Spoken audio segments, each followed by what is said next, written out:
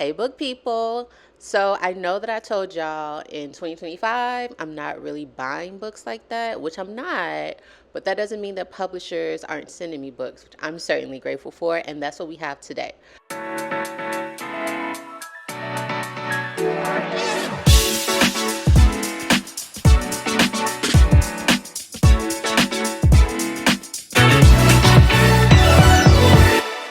So I have a bunch of books that I got in the mail. Some of them I'm super excited for. I'm excited for all of them, but some of them I'm super excited before because they are books that I told y'all I was looking forward to some new releases. So I'm ready to get into it and share it. The first one I have is a thickie. And it's a pricey one, so I was very grateful to get this in the mail because I really wanted it. So y'all don't see my reactions when I open my mail because I'm like often screaming and doing happy dances. And this was for one of them. This is The First and Last King of Haiti, The Rise and Fall of Henry Christophe by Marlene L. Thought. I believe this came out in January. I think this is one of the books I said I was looking forward to for the January releases. And it says this is the essential biography of one of the most richly complex figures in the history of the Americas. So yeah, I know this is going to be very good, very complex history, but I am really planning to get into it at some point, hopefully soon.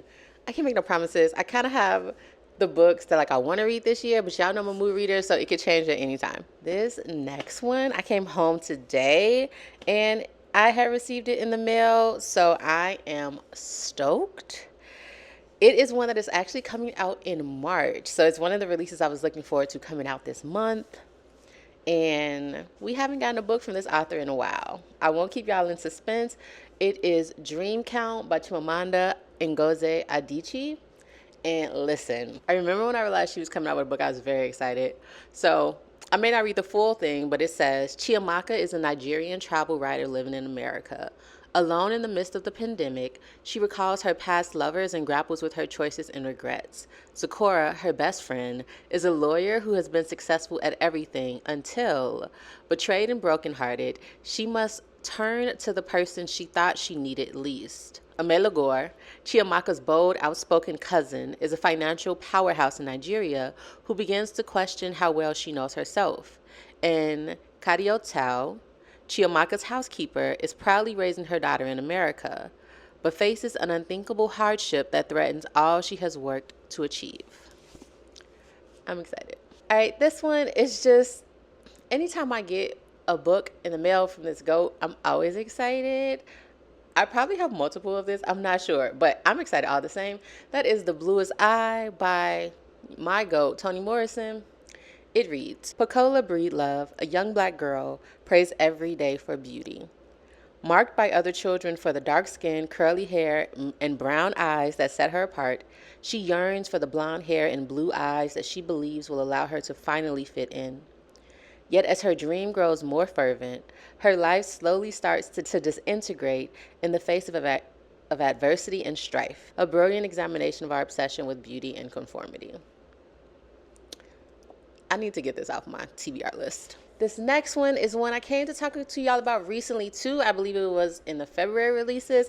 Another one that I did a happy dance about when I got it in the mail and opened it. And that is African Stories, edited by, I think, Ben Okri. Yeah, I'm pretty sure that's right. And this is what it says. This remarkable collection brings together 36 stories by major writers from across Africa, selected by the Booker Prize winning Nigerian poet and novelist Ben Okri. Yep. So looking forward to this. It's smaller than I thought, but I'm stoked. This next one, I'm super excited to have this author in my collection. Finally, I've been meaning to read them for many years now. And it seems like I'm finally going to be able to do it. And that is The Third Generation by Chester Himes. If you've never read Chester Himes, you get into it. I've been meaning to get into it.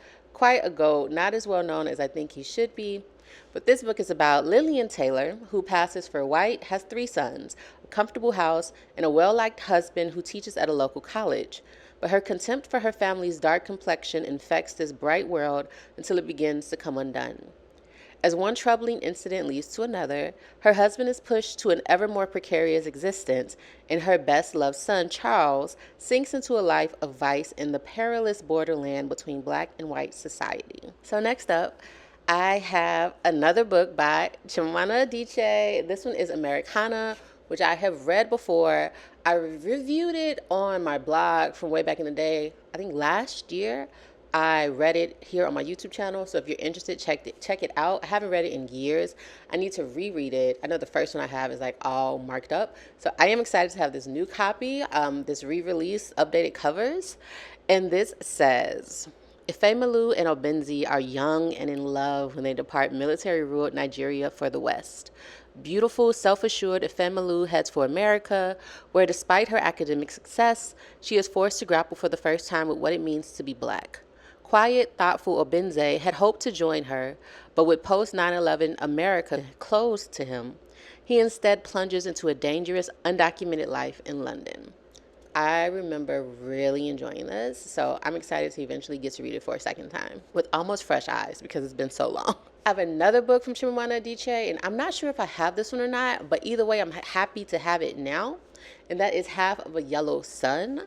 This one reads, this haunting novel of love, war, and moral responsibility is set against the backdrop of a seminal moment in African history, the impassioned struggle to establish an independent republic, Biafra, in southeastern Nigeria during the late 1960s. We experienced this tumultuous decade alongside 5 unforgettable characters.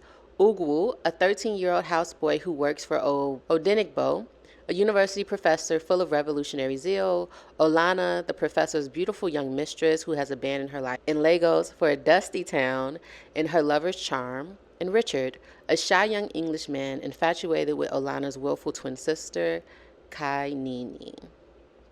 I believe I said those correctly. But Chimamanda is one of the ones, so excited to have this. And next up we have The Old Current by Brad Lighthouser. And this says, MacArthur Fellowship winning poet Brad Lighthouser returns for his first new collection in more than a decade, one that recalls the delicacy and intimacy of his early award-winning volumes and embraces the wisdom of age. I was also excited to get this one. I love good poetry, so I'm hoping that's what this is. Another one that I was super excited to get, I thought the cover was so nice. It is The Swans of Harlem by Karen Valby. You all see the ballerinas? So nice. It says, at the height of the civil rights movement, Lydia Abarca was a black prima ballerina with a major international dance company, the Dance Theater of Harlem. She was the first black company ballerina on the cover of Dance magazine and on Essence cover star, starring in some of ballet's most iconic works alongside other trailblazing ballerinas, including the women who became her chosen family, fellow founding DTH members Gail McKinney Griffith and Sheila Rohan, as well as first-generation dancers Carla Shelton and Marcia Sells. We always need to learn more about Black history. Next up, I remember reading the description for this one, and I thought it seemed so cool, so I was excited when I got it, just different. And the cover is cool as well. This is A Murder for Miss Hortense, a mystery by Mel Pennant. I don't feel like I read enough mysteries, so I'm excited for this one. It reads, retired nurse, avid gardener, and renowned cake baker Miss Hortense has lived in Biggleway, a quiet suburb of Birmingham, England, since she immigrated from Jamaica in 1960. She takes great pride in her home, starching her lace curtains bright white, and she can tell if she's being shortchanged on turmeric before she's taken her first bite of a beef patty.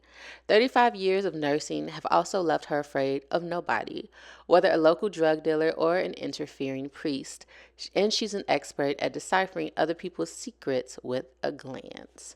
So this one seemed fun. All right, this one is, I love a good short stories collection, but every time you start one, it's just like jarring because you're like, I don't know if this is going to be good, right? But I am hopeful because when they're good, they're like real, they're like great, right? Like, oh, I think of The Secret Lives of Church Ladies. That one, stellar, right? So when it hits, it hits. And I'm hoping this one hits.